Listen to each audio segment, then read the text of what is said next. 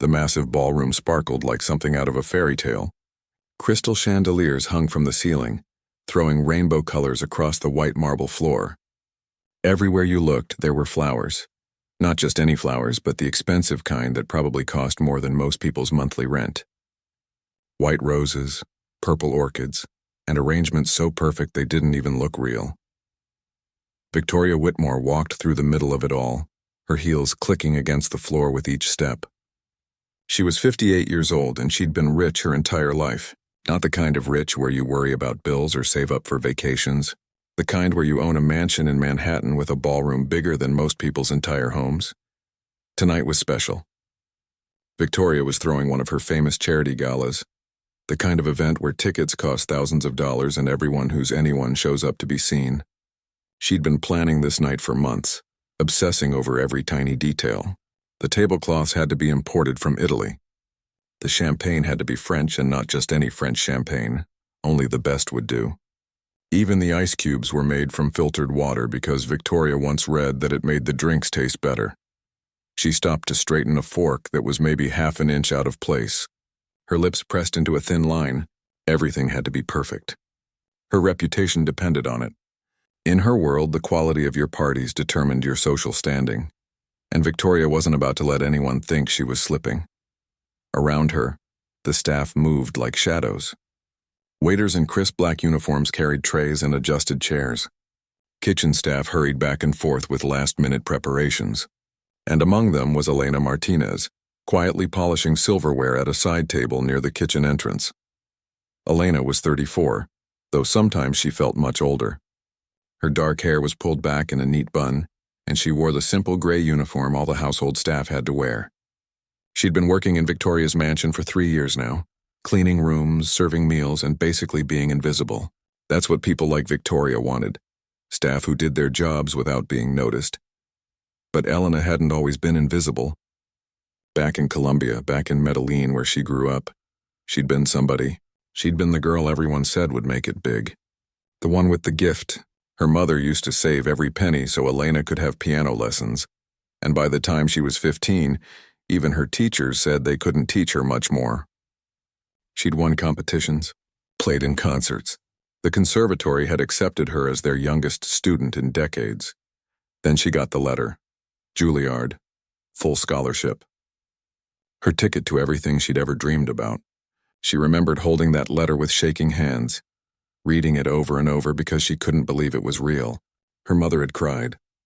Her father had picked her up and spun her around like she was a little girl again. 3 weeks later, her father collapsed at work. Heart attack. He was gone before the ambulance even arrived. And just like that, everything changed. Her mother couldn't work. She'd never been the same after losing her husband. Elena's younger sister and brother were still in school. Somebody had to take care of everyone, and Elena was the oldest. So she made a choice.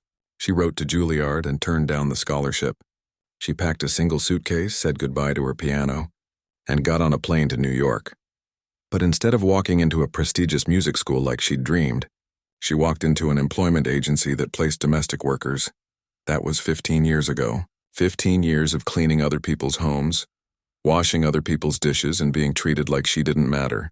She sent almost every paycheck back home. Her sister was a doctor now. Her brother was finishing medical school. Her mother had a comfortable apartment and didn't have to worry about money. Elena had given them all that. But sometimes, late at night in her tiny room in the staff quarters, she wondered what her life might have been. She shook off the thought and focused on the spoon in her hand. No point dwelling on the past. This was her life now, and she'd made peace with it. Mostly. You missed a spot. Elena looked up to find Victoria standing over her, pointing at a water stain on one of the glasses. Her tone wasn't cruel exactly, but it wasn't kind either. It was the voice of someone who'd never had to worry about being fired, never had to smile and apologize for things that weren't her fault. I'll fix it right away. Mrs. Whitmore, Elena said quietly, picking up the glass. Victoria didn't respond. She'd already moved on, barking orders at one of the waiters about the champagne fountain. To her, Elena wasn't even worth a full conversation. Just another piece of furniture that needed to work properly. The ballroom was nearly ready now. Guests would start arriving in less than an hour. Victoria had invited everyone important, Business executives, celebrities, politicians, old money families who'd been rich since before America was even America. They'd all come dressed in gowns and tuxedos that cost more than Elena made in a year. They'd eat fancy food, drink expensive wine, and write checks for whatever charity Victoria had chosen this time. Then they'd go home feeling good about themselves for giving back. Elena had watched this same scene play out dozens of times. The wealthy guests never really looked at the staff. They'd hand over empty glasses without making eye contact. They'd drop napkins on the floor and expect someone else to pick them up. Once, a woman had literally snapped her fingers at Elena like she was calling a dog. But Elena never complained. She needed this job. The pay was decent, and Victoria, for all her faults, paid on time and offered basic health insurance. In the world of domestic work, that made her one of the better employers. Elena had heard horror stories from other workers. Bosses who screamed, who deducted pay for tiny mistakes, who treated their staff like criminals. So she stayed invisible. She did her work. She collected her paycheck. She sent money home, and she tried not to think about the grand piano sitting in the corner of the ballroom. That piano was a monster of an instrument, a Steinway concert grand that probably cost more than Elena would make in her entire lifetime. Victoria had bought it 3 years ago because someone told her every proper ballroom needed one. Elena didn't think Victoria had ever even touched it, except to run her finger along it checking for dust. But Elena noticed it every single day. She'd walk past it carrying laundry or cleaning supplies, and something inside her would ache. Sometimes, when the house was empty, she'd let herself stand next to it. She'd never dared to play it. That would be crossing a line she couldn't uncross.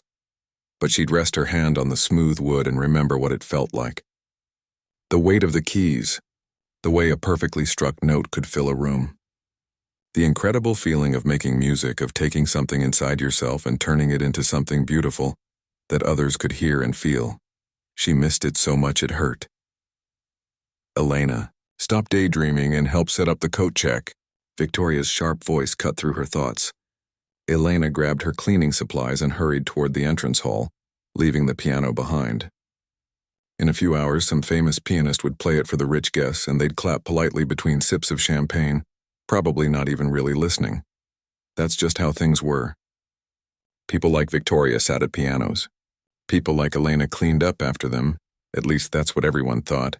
The guests started arriving right on schedule. Luxury cars pulled up to the mansion one after another. Mercedes, Bentleys, even a Rolls-Royce. Women stepped out in gowns that shimmered under the entrance lights, diamonds catching the glow from every angle. Men adjusted their bow ties and straightened their designer tuxedos. This was the kind of crowd where people checked out each other's watches and jewelry before even saying hello. Elena stood near the coat check, taking wraps and jackets with a polite smile that never quite reached her eyes. "Good evening," she'd say softly. Most guests handed over their things without even looking at her face. To them, she was just part of the service, like the coat rack or the chandelier. Victoria glided through the crowd, air-kissing cheeks and laughing at jokes that probably weren't that funny. She was in her element, showing off her perfect party to her perfect guests. The champagne flowed. The fancy appetizers, tiny portions of caviar and truffle something, made their rounds on silver trays. Everything was going exactly according to plan. Then Victoria's phone buzzed. She stepped away from a conversation about someone's yacht and checked the screen.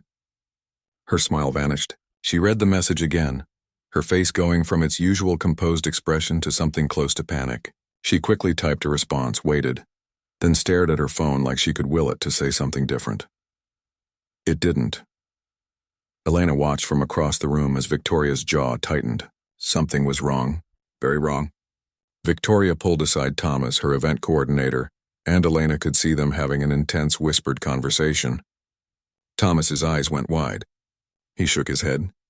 Victoria said something sharp, her voice rising just enough that a few nearby guests glanced over curiously.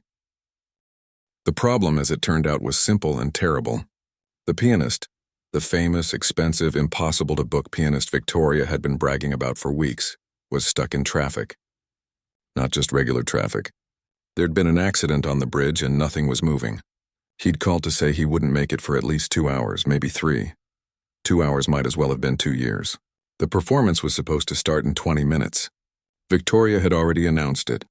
She'd posted about it on social media. She'd told everyone this would be the highlight of the evening.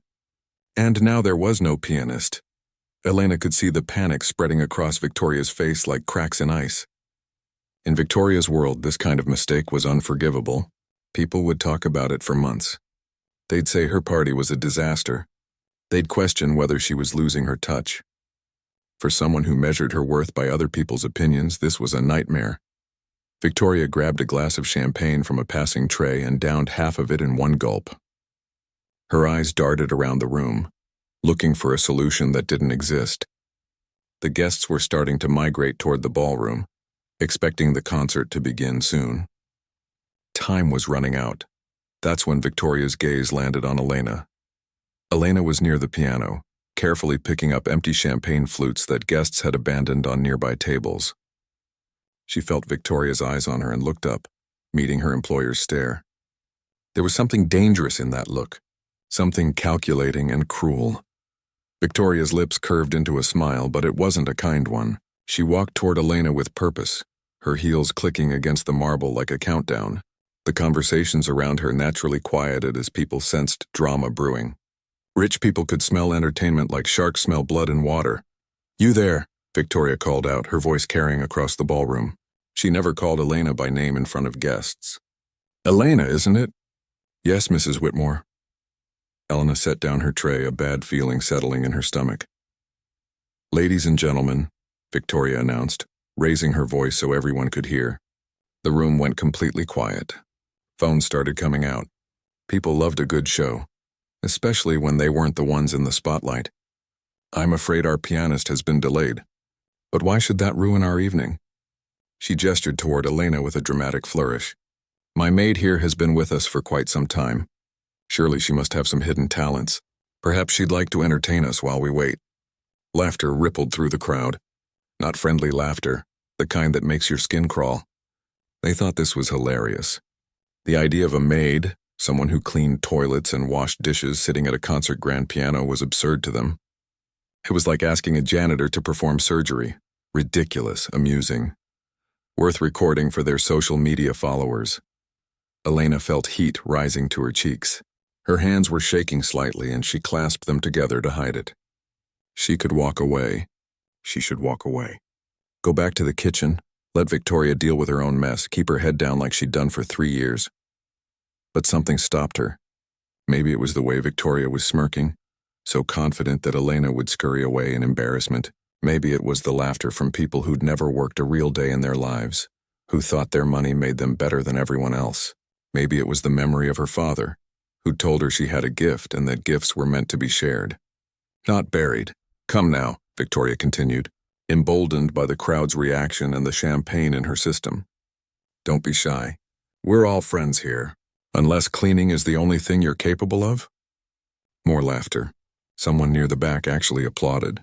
A woman in a diamond necklace that probably cost more than a car whispered something to her friend, and they both giggled.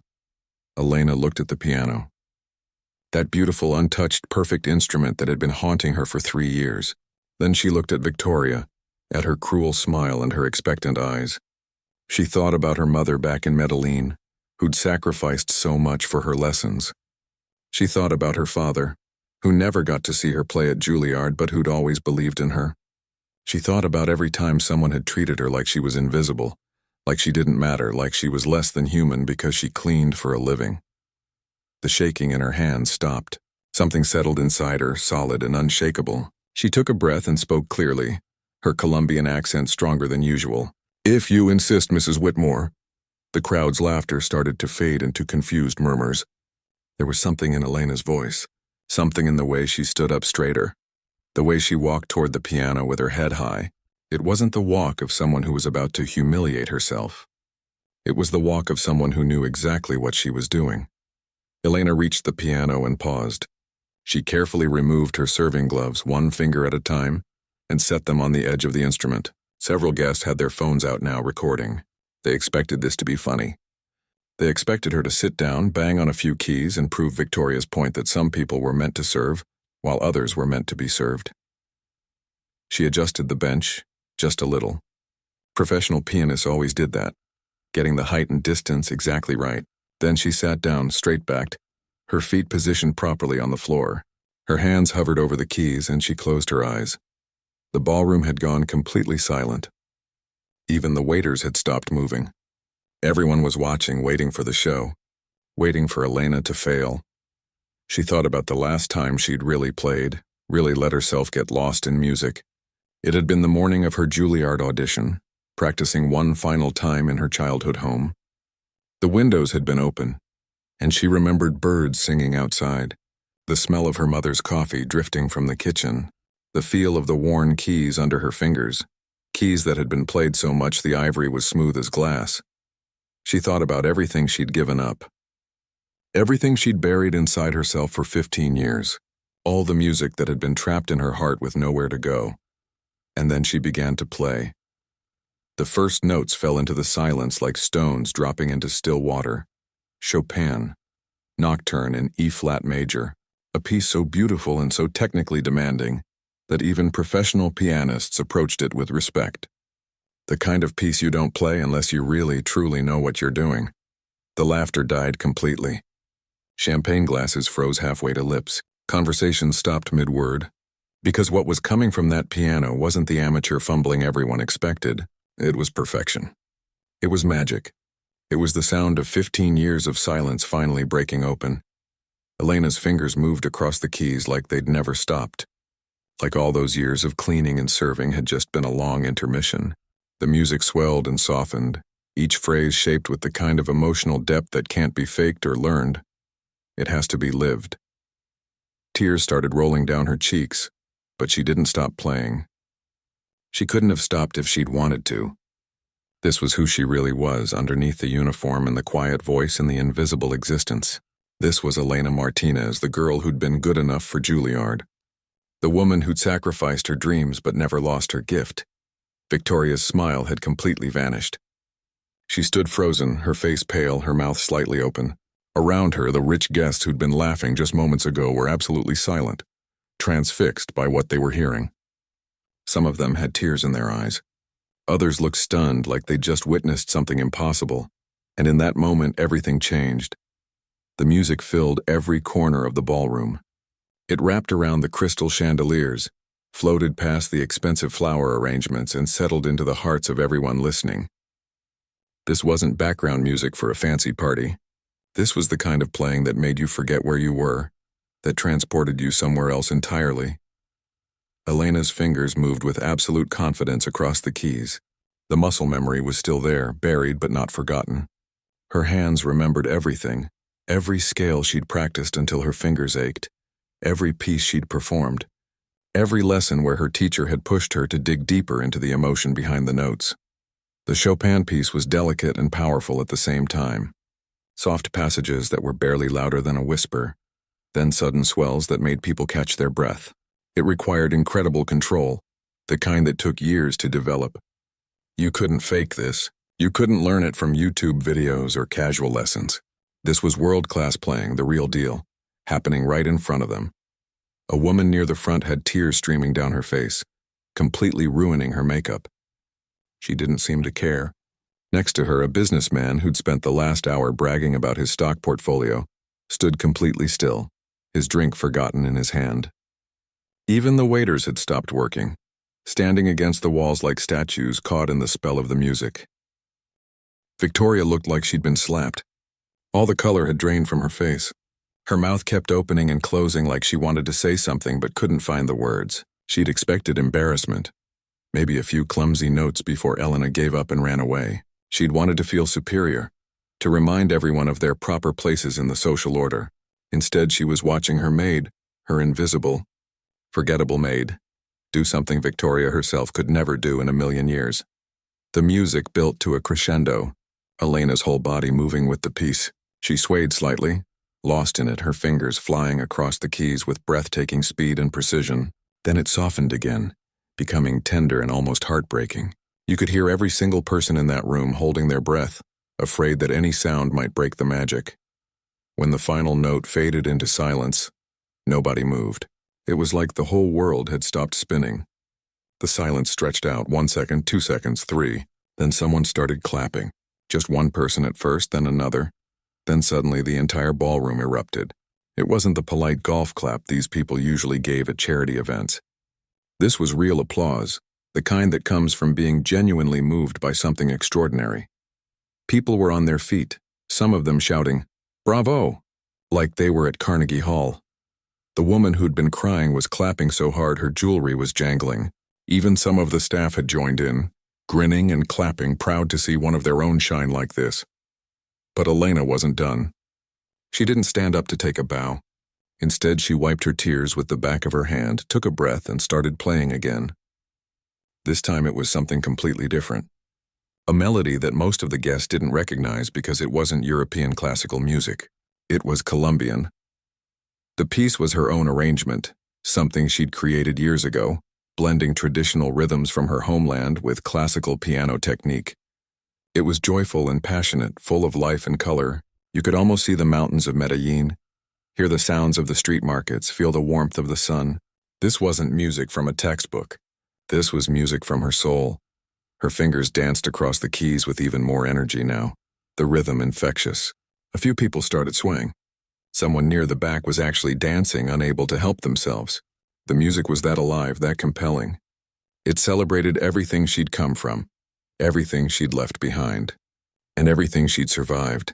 When she finally finished, standing up from the bench and turning to face the crowd, the applause was even louder than before. It went on and on, a wall of sound that seemed to shake the chandeliers. Elena stood there in her gray uniform, tears still wet on her cheeks, looking overwhelmed and exhausted and somehow more alive than she'd felt in 15 years. A man pushed his way through the crowd toward her. He was in his 50s, expensive suit, the kind of confident walk that came from being important. His face was lit up with excitement. "Where did you train?" he demanded, not rudely but with genuine urgency. "I need to know.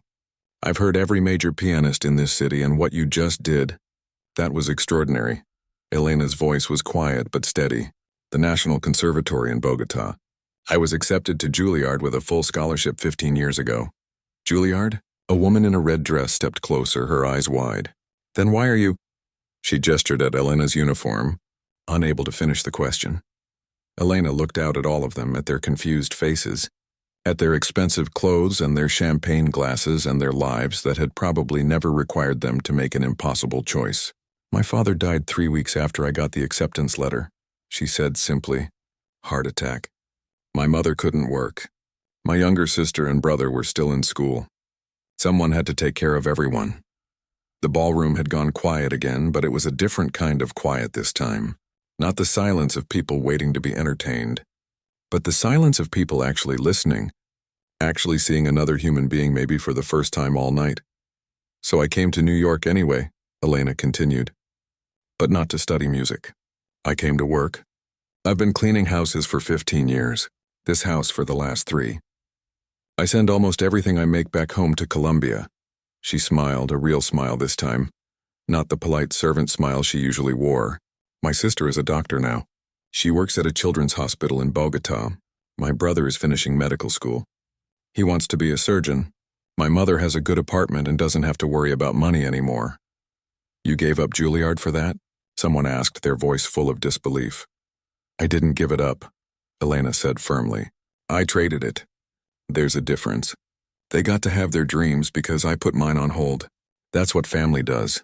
The man in the expensive suit was shaking his head, but not in disagreement, in amazement. "Do you still play? I mean, obviously you can still play, but do you? Regularly?" Elena laughed, a sound that was half joy and half pain. "No. I haven't touched a piano in 15 years. Not until tonight. Mrs. Whitmore has this beautiful instrument, but it's not for the staff." She looked directly at Victoria as she said it. No accusation in her voice, just stating a fact. Victoria flinched like she'd been hit. Her face was doing something strange, cycling through emotions faster than anyone could track. Shock, shame, confusion. Something that might have been the beginning of understanding. She opened her mouth, closed it, then opened it again. "You've been here for 3 years, she said, her voice barely above a whisper. "You walk past that piano every single day." "Yes," Elena said simply. "And you never said anything. Never asked. Would it have mattered if I had?" Elena asked, and the question hung in the air like smoke. They both knew the answer. A maid asking to play the grand piano? Victoria would have laughed her out of the room.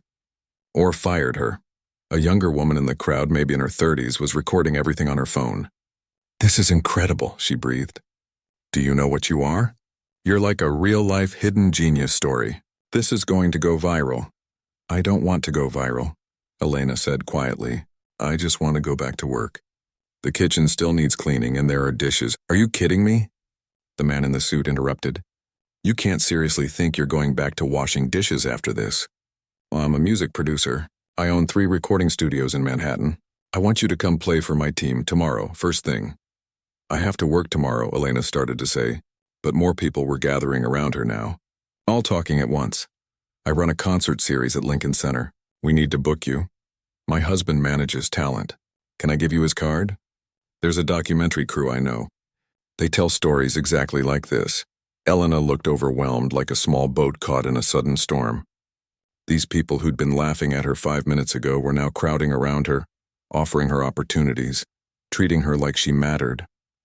It was too much, too fast. She took a step back, bumping into the piano bench. "Please," she said, raising her hands. "Please, I need a moment. This is all I wasn't expecting."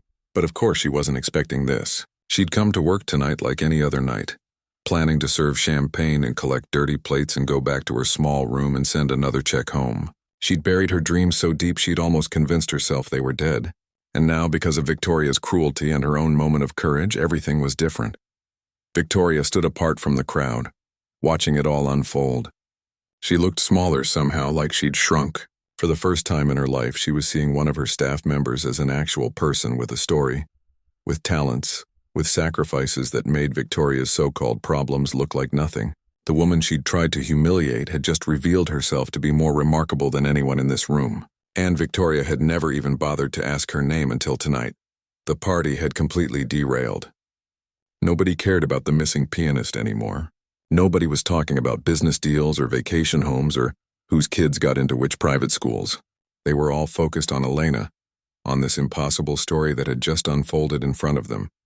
And somewhere in the middle of it all, Elena met Victoria's eyes across the crowd. Neither of them spoke, but something passed between them, an understanding that after tonight nothing would ever be the same. The crowd around Elena kept growing. Everyone wanted to talk to her, to get her contact information, to be part of whatever was about to happen next. Business cards were being pressed into her hands faster than she could keep track of them. People were making promises, offering connections, talking about opportunities like they were handing out candy. But Elena felt dizzy. The adrenaline from performing was wearing off and reality was crashing back in. These people had been laughing at her 10 minutes ago. They'd thought watching her fail would be entertaining. Now they were acting like they'd discovered buried treasure, like she was suddenly valuable because she could do something they found impressive. "I need some air," she said, but her voice was lost in the noise of everyone talking over each other. The music producer, his name was Robert Chen, and he'd already told her 3 times, was particularly insistent. "You don't understand what you have here. This kind of talent doesn't just show up. And your story, a maid who gave up Juilliard to support her family, that's gold, pure gold. People will eat it up." Something about the way he said it made Elena uncomfortable, like her life was just a good marketing angle, like her father's death and her mother's grief and her own sacrificed dreams were interesting plot points instead of real pain that she'd lived through. "I need to think," Elena said, more firmly this time. She looked around for an exit, but people had surrounded her completely. She felt trapped, which was ironic considering they were all offering her freedom. That's when Victoria finally moved. She'd been standing frozen, watching the chaos unfold, but something in Elena's expression seemed to snap her out of it. She walked forward with purpose, her heels clicking across the marble. "Excuse me," she said, her voice carrying that tone of authority that came from years of being obeyed. "Everyone, please give her some space." The crowd reluctantly stepped back. Victoria reached Elena, and for just a moment their eyes met. There was something different in Victoria's face now. The smugness was gone. The casual cruelty had vanished. She looked almost human. "Come with me," Victoria said quietly, and it wasn't an order this time. It was almost a request. Elena hesitated, then nodded. Victoria led her through the crowd, which parted automatically, and out of the ballroom into a quieter side room, a small library with leather chairs and walls lined with books that probably cost more than Elena's yearly salary. Victoria closed the door behind them, muffling the sound of the party. For a long moment, neither of them spoke. Elena stood awkwardly, still holding a handful of business cards, still wearing her gray uniform. Victoria walked to the window and stared out at the Manhattan skyline, her back to Elena. "I didn't know," Victoria finally said. Her voice was different without an audience, smaller, more real. "About your father. About Juilliard. About any of it." "You never asked," Elena said, and there was no anger in her voice. Just truth. Victoria turned around and Elena was shocked to see tears in her eyes. Real tears. Not the fake kind rich people sometimes cried for sympathy. "You're right. I never asked. In 3 years I never once asked you about your life, your story, where you came from. I just saw the uniform and decided I knew everything I needed to know." She walked closer, her hands twisted together like she didn't know what to do with them. "I tried to humiliate you tonight. I was embarrassed about the pianist, and I took it out on you because I could. Because you were convenient. Because in my world, people like you exist to make people like me look good." "Mrs. Whitmore, please let me finish." Victoria's voice cracked. "I have everything. This house. Money that I didn't even earn, I inherited it. I've never had to sacrifice anything. Never had to make a hard choice. The biggest problem in my life tonight was that my party entertainment was running late." She laughed, but it was a bitter sound. "And you. You gave up everything. Your dream, your future, everything you'd worked for. Not for yourself, but for your family." Elena didn't know what to say. She'd spent 3 years being invisible to this woman, and now Victoria was actually seeing her. Really seeing her. It was strange and uncomfortable and somehow sad. "My children don't even call me anymore," Victoria continued, the words spilling out like she'd been holding them in forever. "They're adults now and they can't stand to be around me. My daughter told me last Christmas that I'm shallow, that I care more about what people think than about actual people. I told her she was being dramatic." Victoria wiped her eyes. "But she was right. You played 2 pieces of music and I learned more about courage and sacrifice in those 10 minutes than I've learned in my entire life." Elena set down the business cards on a nearby table. "Mrs. Whitmore, I don't need an apology. I just need to keep my job. Those people out there are talking about recording studios and concert halls, but I have bills to pay. My brother still has 2 years of medical school left. My mother's apartment needs repairs. I can't chase dreams when people depend on me." "What if you didn't have to choose?" Victoria asked. "That's not how real life works. Not for people like me." "But what if it could?" Victoria stepped closer, something like determination replacing the sadness in her face. "I have money. More money than I could spend in 10 lifetimes. I waste it on parties and jewelry and things I don't need. What if I used it for something that actually mattered?" Elena shook her head. "I don't want charity." "It's not charity," Victoria said quickly. It's an investment, in talent, in art, in someone who deserves a chance." She grabbed Elena's hands, surprising both of them. "Let me help you. Not because I feel guilty, well, not just because I feel guilty, but because what you did tonight was extraordinary. The world should hear you play. Your father should have gotten to see you succeed. It's not too late. I'm 34 years old. Most concert pianists start their careers in their 20s. So what? You're 34 and you just played like you never stopped. You think that's not remarkable?" Victoria squeezed her hands. "I know people. Everyone out there knows people. We can open doors, get you auditions, performances. But more than that, I can make sure your family is taken care of while you do it. A scholarship fund for your brother. Money for your mother's apartment. Whatever you need so you're not choosing between your dreams and their needs." Elena pulled her hands away, wrapping her arms around herself. "It was too much. Too big, too scary. Why would you do that? This morning you barely looked at me. Now you want to change my life?" "Because you already changed mine," Victoria said simply. "You held up a mirror and I didn't like what I saw. I'm 58 years old. I've spent my whole life being shallow and mean and thinking I was better than everyone else because I had money I didn't earn. Maybe I can't fix who I've been, but I can try to be better going forward." She smiled sadly. "And maybe helping you is how I start." The door burst open and Robert Chen stuck his head in. "There you are. Elena, I've been making calls. I can get you studio time next week. We need to record you while the buzz is hot. My phone is blowing up. Someone already posted your performance online and it's getting thousands of views. Elena's stomach dropped. What, online? Who posted it? Does it matter? This is good. This is exactly what we need. By tomorrow morning, everyone's going to know your story. The maid who should have been at Juilliard. The hidden genius. This is the kind of thing that changes lives. He wasn't wrong, exactly, but he also wasn't right. Elena felt like she was standing on the edge of a cliff, and everyone was pushing her to jump without asking if she wanted to fly. Victoria stepped forward. Mr. Chen, I appreciate your enthusiasm, but could you give us a moment?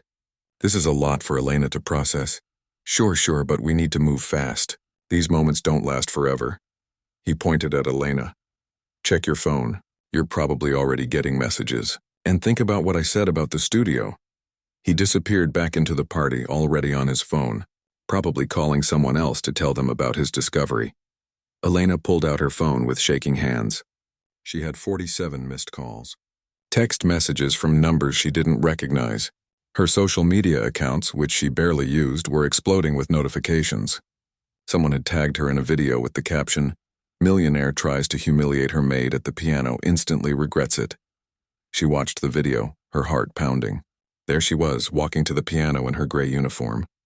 The camera caught Victoria's smug expression, the crowd's laughter. Then it showed Elena playing. The gradual change in everyone's faces, the standing ovation. The video cut before she'd explained about her father, about Juilliard, but the comment section was already full of people speculating, praising, demanding to know more. 300,000 views, Elena whispered. In less than an hour. Victoria looked over her shoulder at the phone. It's already starting. Your life is about to change whether you want it to or not.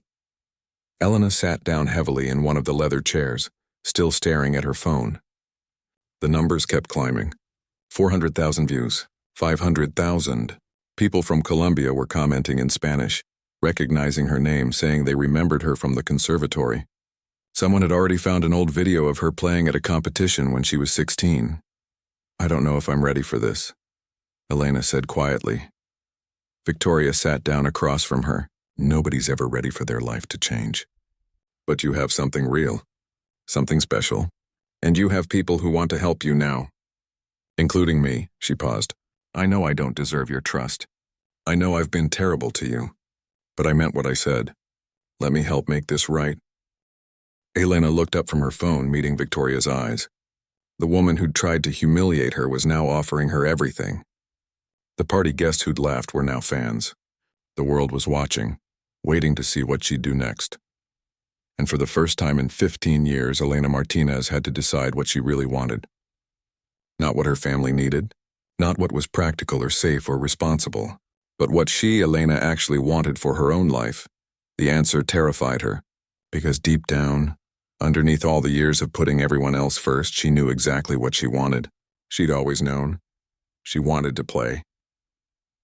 3 months later, Elena stood backstage at a small concert hall in Brooklyn, wearing a simple black dress instead of her gray uniform. Her hands were shaking, but this time it was from excitement, not fear. She could hear the audience settling into their seats on the other side of the curtain. 200 people had bought tickets to hear her play. 200 strangers who'd seen the video, read her story, and decided she was worth their time and money. It still felt surreal. Everything that had happened since that night at Victoria's mansion felt like a dream she might wake up from at any moment. The video had gone viral, just like Robert Chen predicted. By the next morning, it had 5 million views. By the end of the week, 20 million. News outlets picked it up. Maid's secret talent stuns wealthy elite. The hidden genius. Working in plain sight. Woman who gave up Juilliard. Gets second chance. The headlines made her uncomfortable. They always emphasized the dramatic parts and left out the complicated middle. But they got people's attention.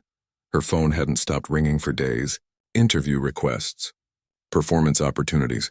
A documentary crew that wanted to follow her story. It was overwhelming and wonderful and terrifying all at once.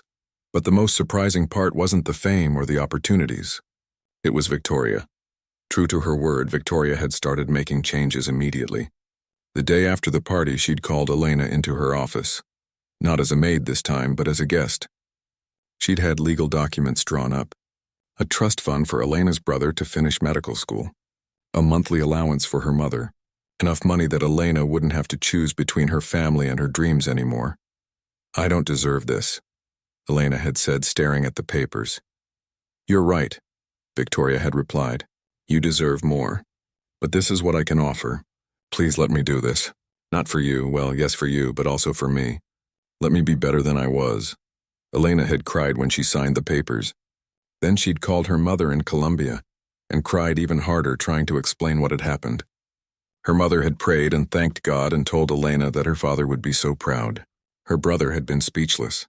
Her sister had screamed so loud that Elena had to hold the phone away from her ear, but Victoria hadn't stopped there.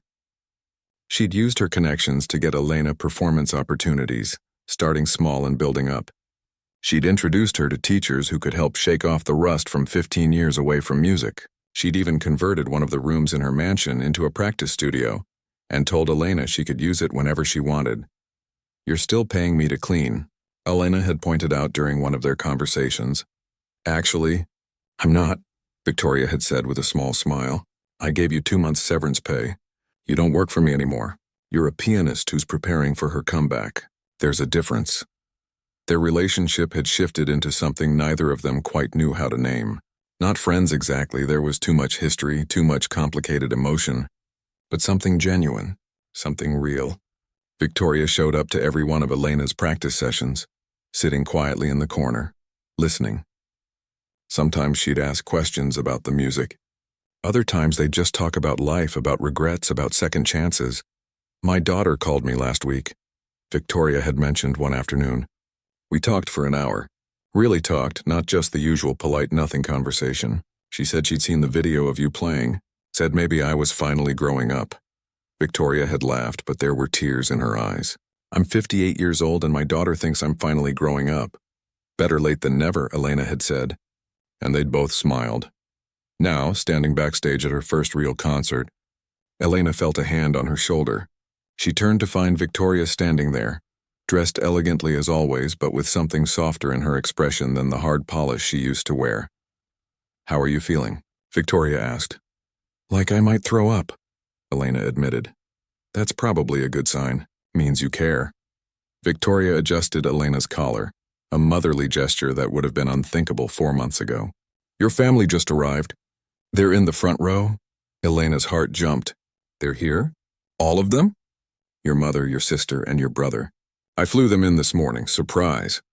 Victoria smiled at Elena's shocked expression. "What? You didn't think I'd let you do this without them here, did you?" Elena threw her arms around Victoria without thinking, hugging her tight. Victoria stiffened for just a moment. She wasn't used to being hugged, then relaxed and hugged back.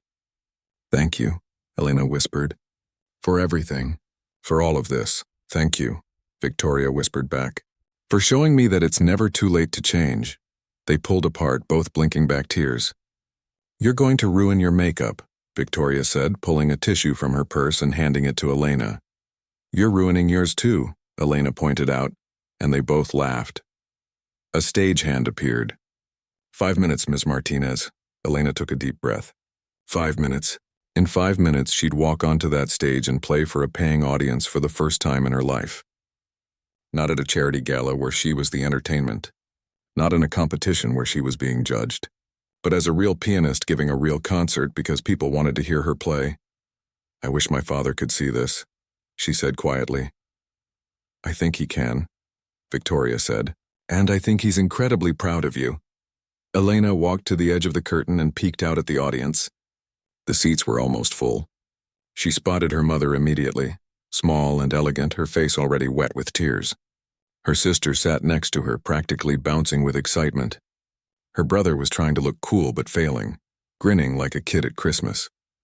And scattered throughout the audience, she recognized other faces too. Some of the guests from Victoria's party who'd been so quick to laugh, but had become genuine supporters. The waiters and kitchen staff who'd worked alongside her. Victoria had bought them all tickets. Even Robert Chen was there, probably already planning how to market the live recording he was making. But it didn't matter anymore what they wanted. or what they thought. Elena had spent 15 years living for other people, making choices based on what everyone else needed. Tonight was for her. Tonight she got to be who she was always meant to be. The lights dimmed. The audience quieted. The stagehand gave her the signal,